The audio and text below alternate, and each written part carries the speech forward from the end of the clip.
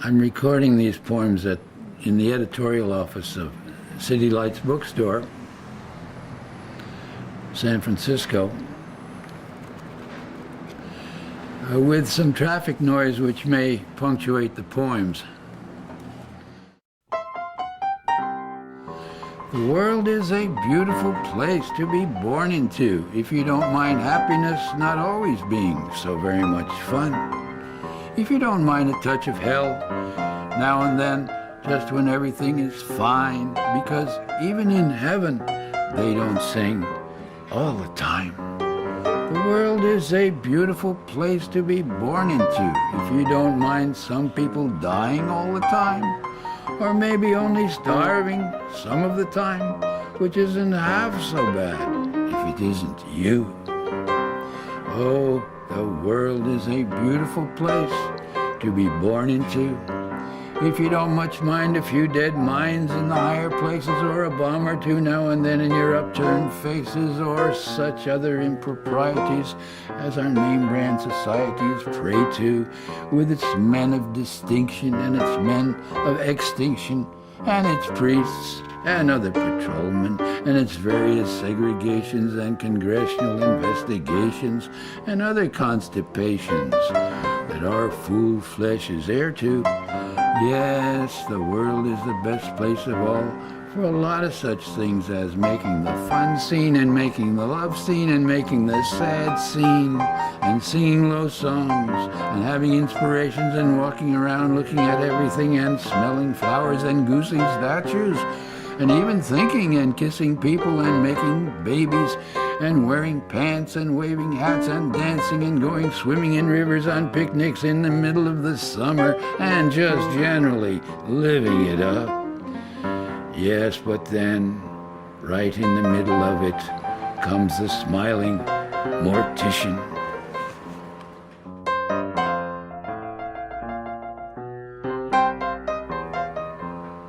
The penny candy store beyond the L is where I first fell in love with unreality.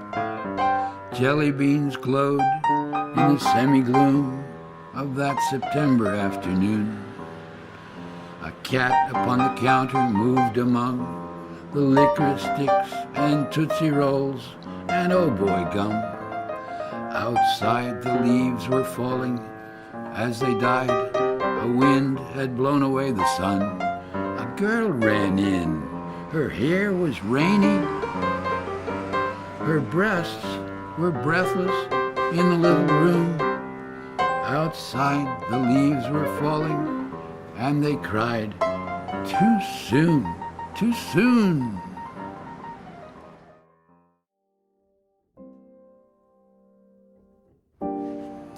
In Goya's greatest scenes, we seem to see the people of the world exactly at the moment when they first attain the title of suffering humanity. They writhe upon the page in a veritable rage of adversity, heaped up, groaning with babies and bayonets under cement skies, in an abstract landscape of blasted trees, bent statues, bats' wings and beaks, slippery gibbets, cadavers and carnivorous cocks, and all the final hollering monsters of the imagination of disaster. They are so bloody real, it is as if they really still existed, and they do. Only the landscape has changed. They still are ranged along the roads, plagued by legionnaires, false windmills, and demented roosters. They are the same people. You are the same people, only further from home, on freeways 50 lanes wide, on a concrete continent spaced with bland billboards illustrating imbecile illusions of happiness. The scene shows fewer tumbrils, but more strung-out citizens in painted cars, and they have strange license plates and engines that devour America. Allen Ginsberg is dying. It's in all the papers. It's on the evening news. A great poet is dying, but his voice won't die. His voice is on the land. In lower Manhattan, in his own bed, he is dying. There is nothing to do about it. He is dying the death that everyone dies. He is dying the death of the poet. He has a telephone in his hand, and he calls everyone from his bed in lower Manhattan. All around the world, late at night, the telephone is ringing. This is Alan, the voice says. Alan Ginsberg calling. How many times have they heard it over the long, great years? He doesn't have to say Ginsberg. All around the world, in the world of poets, there is only one Alan. I wanted to tell you, he says. He tells them what's happening, what's coming down on him. Death, the dark lover, going down on him. His voice goes by satellite over the land, over the Sea of Japan, where he once stood naked, trident in hand, like a young Neptune, a young man with black beard standing on a stone beach. It is high tide, and the seabirds cry. The waves break over him now, and the seabirds cry on the San Francisco waterfront. There is a high wind. There are great white caps lashing the Embarcadero. Alan is on the telephone. His voice is on the waves. I am reading Greek poetry. The sea is in it. Horses weep in it. The horses of Achilles weep in it. Here by the sea in San Francisco, where the waves weep, they make a sibilant sound, a sibylline sound. Alan, they whisper, Alan.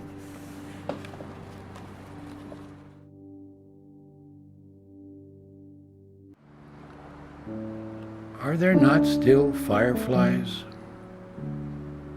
Are there not still fireflies? Are there not still four-leaf clovers? Is not our land still beautiful? Our fields not full of armed enemies? Our cities never bombed by foreign invaders, never occupied by iron armies speaking Irish tongues? Are not our warriors still valiant, ready to defend us? Are not our senators still wearing fine togas? Are we not still a great people in the greatest country in all the world? Is this not still a free country? Are not our fields still ours? Our gardens still full of flowers? Our ships with full cargoes? Why then do some still fear the barbarians coming in their huddled masses? What is that sound that fills the air, drumming? Is not Rome still Rome? Is not Los Angeles still Los Angeles?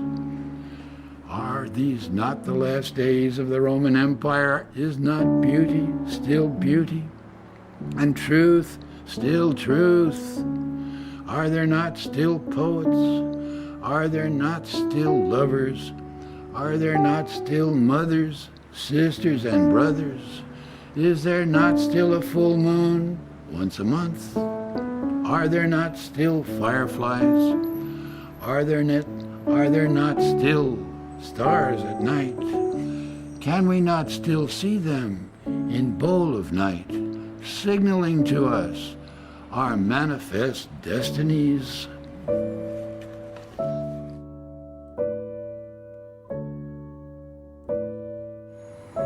See, it was like this. When we waltz into this place, a couple of Far Out Cats is doing an Aztec two-step. And I says, Dad, let's cut.